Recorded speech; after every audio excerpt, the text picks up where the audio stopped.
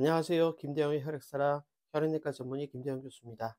오늘 이 시간에는 필라델피아 양성 급성 림프모글 백혈병에서 새로 나온 치료법인 하이퍼시바드라는 치료 방법과 포나티닙 표적 치료제의 병용요법에 대해서 설명을 한번 드려보겠습니다. 우리가 필라델피아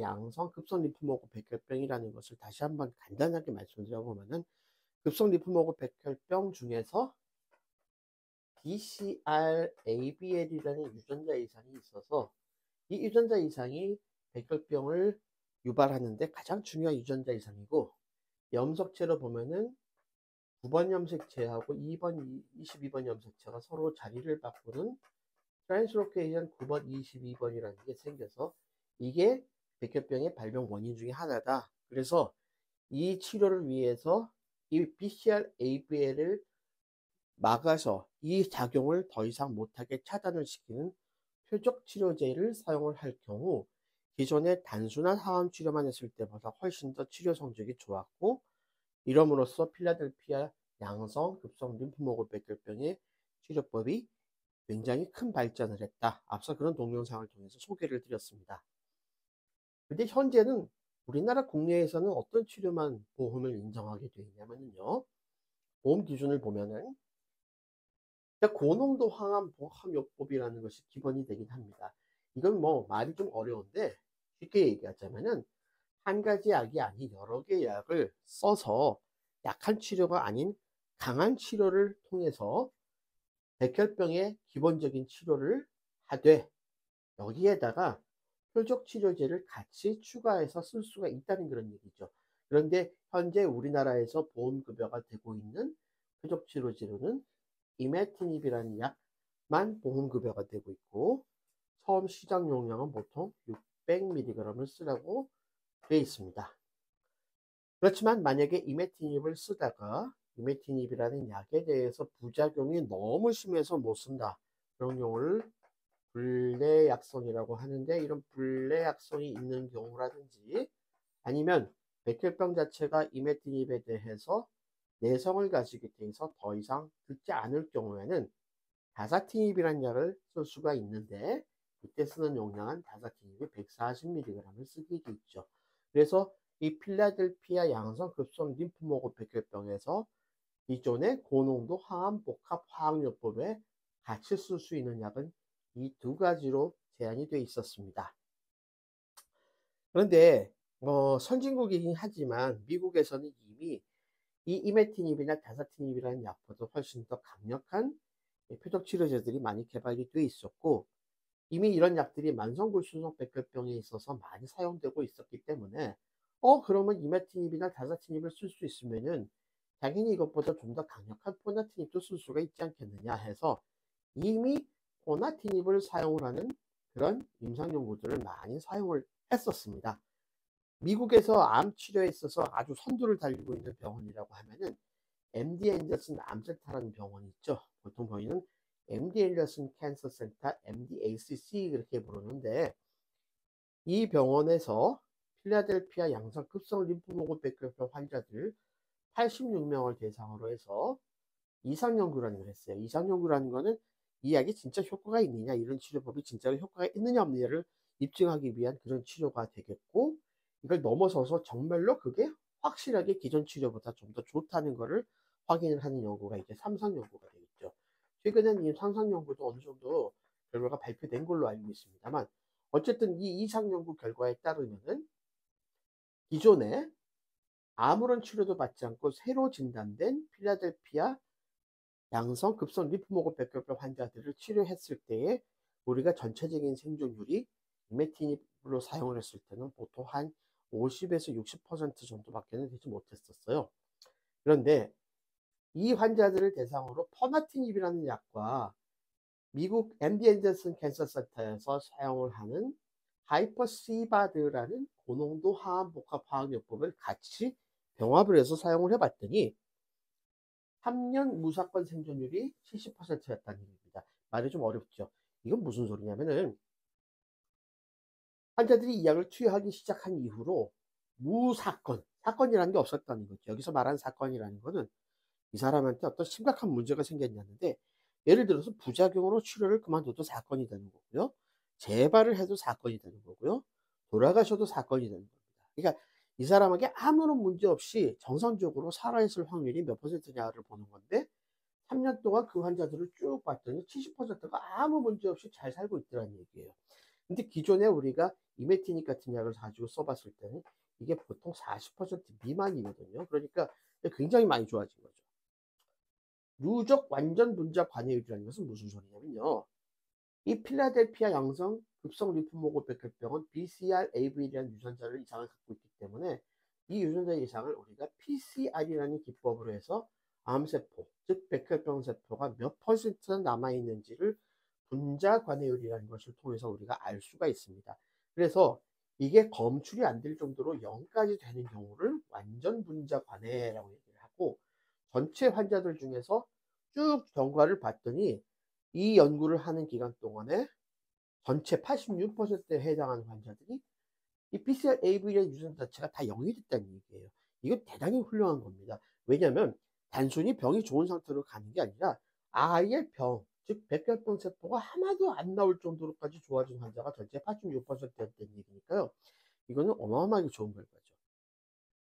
당연히 이 사람들은 대부분 아무 문제 없이 잘 살아 있겠죠. 물론 이러다가 다음에 나중에 문제가 생겨서 돌아가시는 분도 있겠지만, 어쨌든 이 기존의 연구 결과를 보면은 우리가 이메티닙이나 다사티닙이나 이런 약을 가지고 사용했을 때에 비해서 그 효과가 워낙 좋았다는 얘기입니다.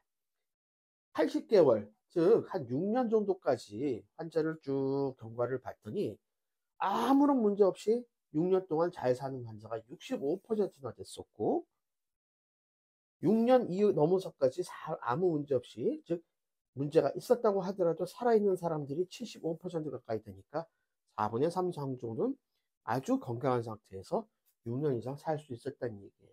이거는 기존에 우리가 가지고 있었던 필라델피아 양성 급성 림프모그 백혈병의 치료 결과를 월등히 뛰어넘는 결과입니다. 그래서 이 연구를 바탕으로 미국 MD 앤더슨 암센터의 의료진들은 이 치료를 도입함으로써 비로소 필라델피아 양성 급성 림프모그 백혈병에서 골수 이식을 안 해도 될 정도까지 좋아졌다는 그런 결론을 내렸습니다. 즉 이런 치료를 하고 난 다음에 골수 이식을 했던 분들과 안 했던 분들을 비교해 봤더니 치료 결과에 차이가 없어요. 그러면 이런 치료만을 해서도 우리가 충분히 골수 이식을 한 것과 동일한 결과를 얻었기 때문에 굳이 골수 이식을 할 필요가 없다는 얘기가 되는 것이죠.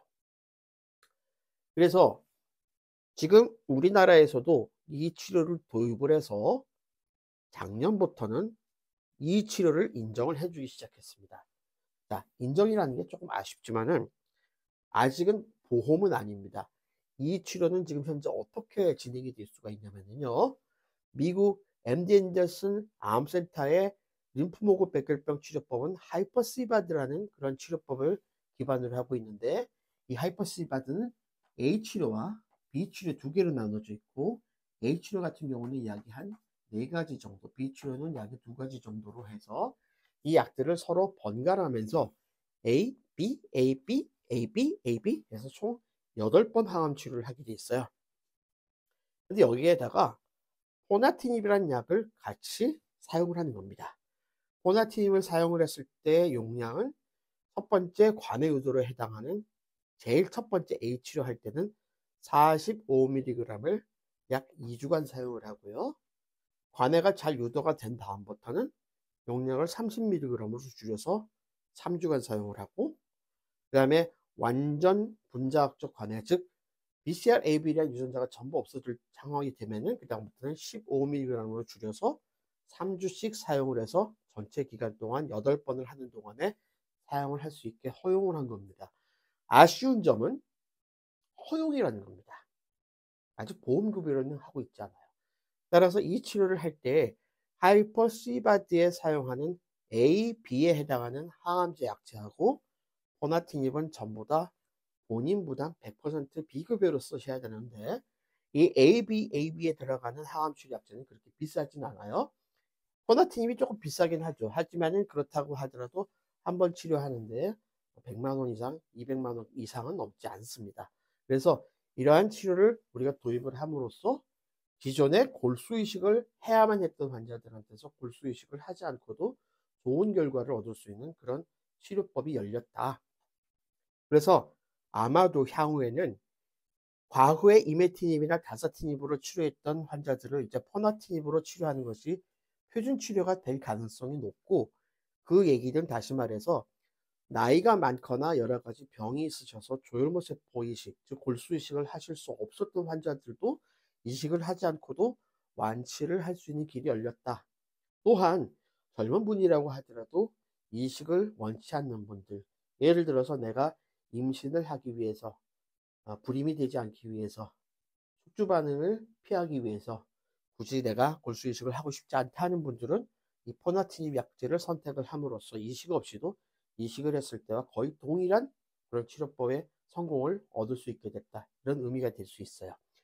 한 가지 아쉬운 점은 이식을 하지 않은 환자들에게 있어서는 이식 이 항암 치료를 다 끝낸 이후에도 이 BCR-ABL 유전자 자체가 활성화돼서 다시 재발하는 것을 막기 위해서 어느 일정 기간 동안에는 이 표적 치료제를 계속 투여를 해 줘야 되는데, 이 포나티닙을 유지하는 유지요법이 현재는 보험으로도 적용이 안 되고 허가도 안 돼 있어요. 그래서 현재는 쓸 수가 없는 상황입니다. 하지만 앞으로 여러 가지 조치를 통해서 이러한 유지요법도 보험이 장착될 것이라고 생각을 합니다. 네, 그러면 정리하겠습니다.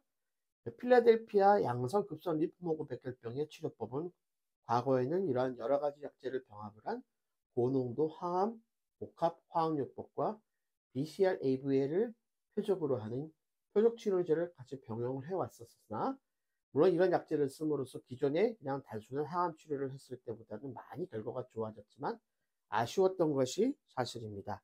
그런데 미국에서는 이미 더 강력한 포너티닙이라는 약제를 사용을 해서 여러 가지 이런 굉장히 좋은 성적들을 거두었고, 그를 통해서 골수 이식을 안 하고도 골수 이식을 한 환자와 거의 비슷한 결과를 얻을 수가 있었다. 그래서 현재 우리가 이러한 이러한 형태로 해서 총 8번의 항암 치료를 하면서 포나티닙을 같이 사용을 하는 이러한 치료법이 보험급여는 안 돼 있지만 우리나라에서 허가는 돼 있다. 사용할 수 있게 허가는 돼 있다. 그래서 앞으로 이러한 포나티닙을 기반으로 한 치료가 급성 림프모그 백혈병, 특히 필라델피아 양성에서는 하나의 표준 치료가 됨으로써 앞으로 골수 이식 없이도 이 병을 완치할 수 있는 길이 열릴 것이다. 이렇게 정리를 할 수 있겠습니다. 예, 오늘도 혈액암으로 치료하시는 저희 환우분들과 그 가족들, 그리고 모든 의료진들께 감사와 행복을 기원합니다. 감사합니다.